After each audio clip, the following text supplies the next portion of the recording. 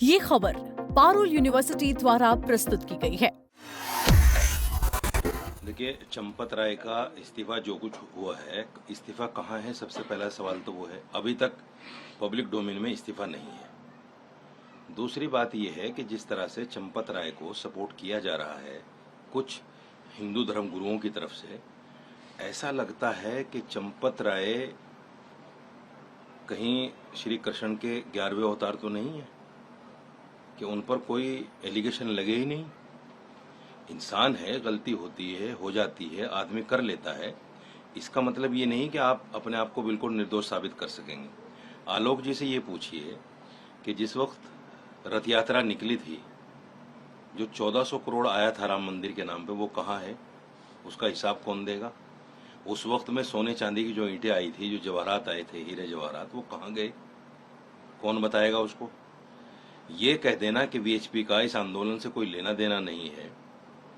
आपने आंदोलन शुरू किया, राम मंदिर बन गया, उसके बाद भी चंपत राय कहां से निकल के आए? चंपत राय तो खुद वीएचपी के आदमी हैं। चंपत राय कोई आसमान से थोड़े टपके हैं। इसलिए ये कह देना कि साहब ट्रस्ट से हमारा कोई लेना देना नहीं है और अपने आप को बिल्कुल पाक साफ साबित कर लेना। तमाम राम भक्तों ने यह भी देखा है कि जो 1400 करोड़ आया था उसका हिसाब किसी ने आज तक नहीं दिया। अगर आप इतने पाक साफ हैं, आप पहले 1400 करोड़ का हिसाब दे, तो फिर राम के यहाँ जो चोरी हुई है राम मंदिर में, उसका भी हिसाब होगा। होना तो है, आज नहीं तो कल होगा।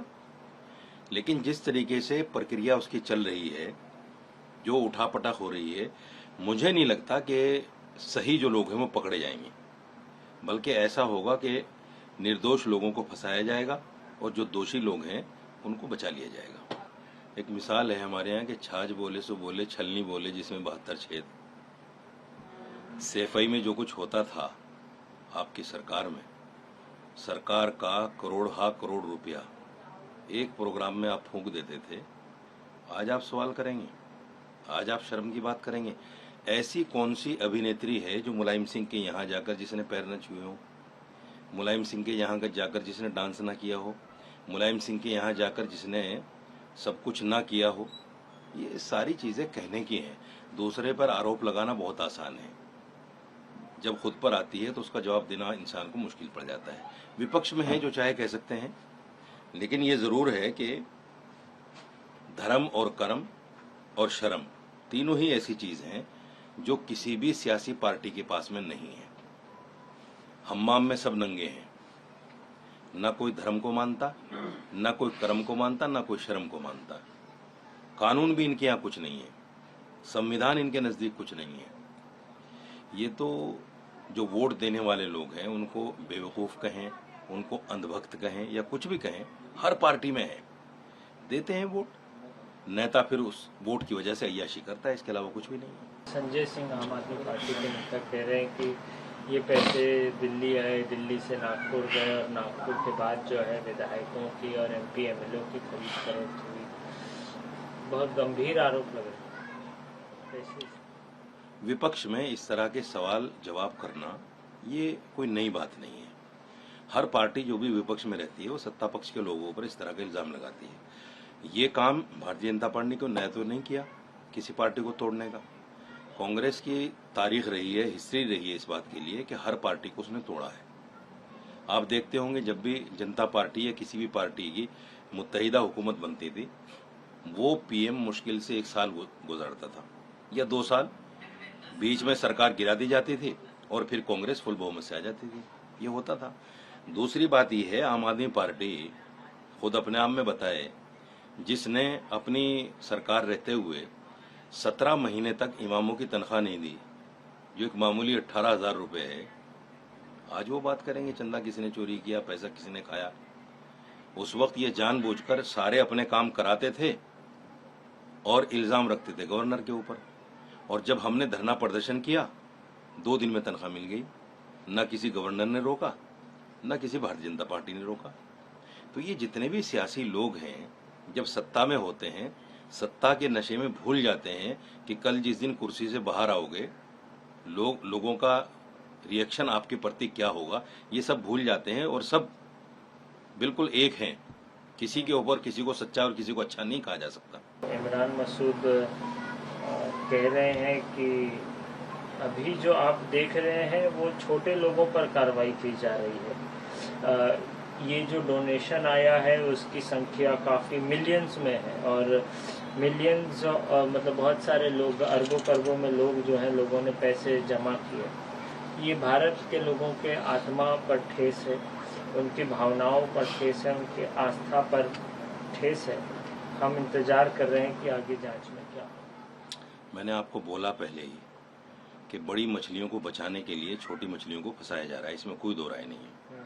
और मैंने आपको याद होगा, परसों तरसों हमारी बात हुई थी, मैंने ये भी कहा था कि ये मामला चंदा चोरी का नहीं है, ये सैकड़ों करोड़ हिंदुओं की आस्था का मामला है। एक आदमी जो अपने गले से हार निकाल के डाल रहा है डोनेशन में, वो आस्था में डाल रहा है, आस्था, उसकी आस्था जा रही है वहां। ये आस्था की चोरी है, चंदा चोरी नहीं है। सिर्फ चंदा चोरी पर क्यों बात करते हैं लोग?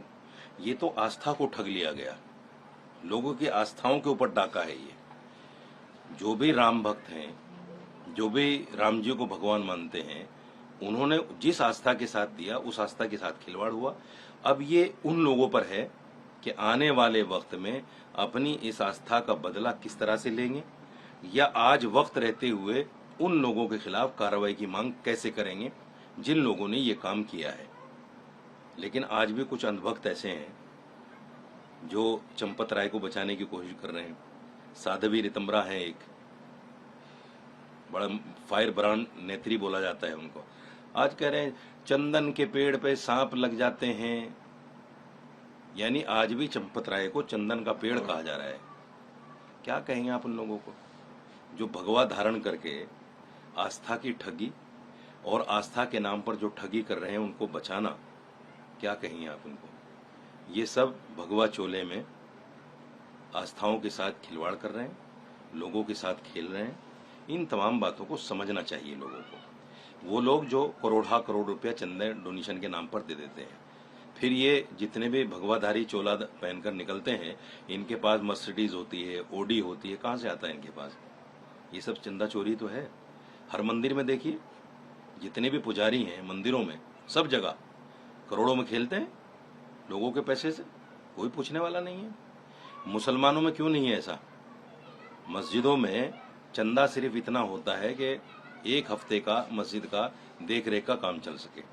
यहाँ करोड़ रुपए इकट्ठे होते हैं, मशीनें लगती हैं गिनने के लिए, महीनों लग जाता है पैसा गिनने के लिए। तो ये सब जो अंधविश्वास करते हुए लोग इस तरह का दान करते हैं, उनको भी सोचना चाहिए क्यों दें। अपने पड़ोस में कोई गरीब लड़की है, उसकी शादी करा दें। अपने पड़ोस में कोई भूखा आदमी रह रहा है, उसको खाने का लालन पोषण का इंतजाम करा दें।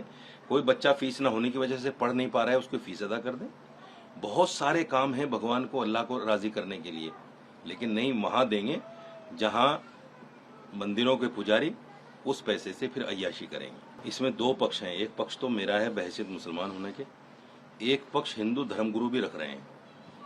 हिंदू धर्मगुरु ये कह रहे हैं कि हमने कहा था कि ये सही समय नहीं मुहूर्त का, और बड़े बड़े धर्माचार्य कह रहे हैं, और इन्होंने, सरकार ने नहीं मानी, अपनी मर्जी से उसकी बुनियाद रखी और आज उसका नतीजा भुगत रहे हैं। एक पक्ष मेरा है।